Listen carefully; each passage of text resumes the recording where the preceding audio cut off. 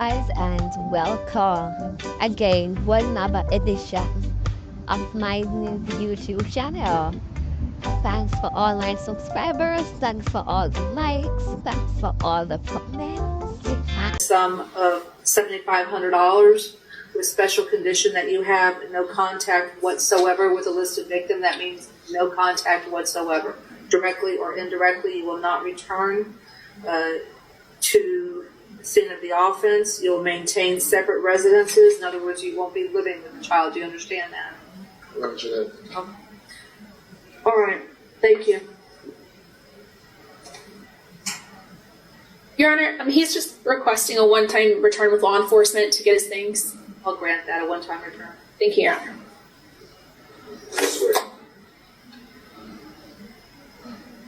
Honestly, sometimes some men angers me with how they speak and how they don't hold each other accountable for certain actions. They don't hold their friends accountable when them see them friend do stupid things. Cause I'm sure a lot of men are in groups sometimes.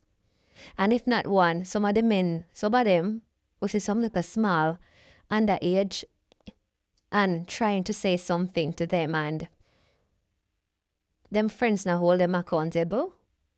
Why men always a come with excuse for say maybe the child lie or maybe the I don't understand the mentality. Even if the child is lying, what caused the child to be lying? What led up to that? Why the child she needs to be like, you cannot blame the child because there's always a reason as to why a child act a certain way because they are children. They are children. They are kids. You understand? Their brains are not developed as yet.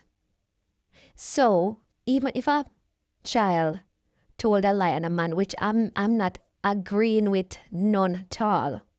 But there has to be some underlying issue why a child would think she need to tell a lie on a grown man when it comes on to certain things. So, I can't say, like, the way how people look at it, I don't know.